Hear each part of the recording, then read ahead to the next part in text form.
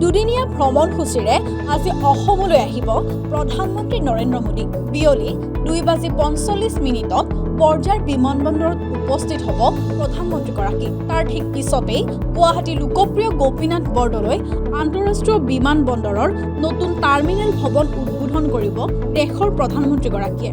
4,000 কোটি টকা ব্যয়েৰে নিৰ্মিত নতুন টাৰ্মিনেলটো উৎসৰ্গা কৰা হ'ব দেশৰ জনসাধাৰণৰ বাবে।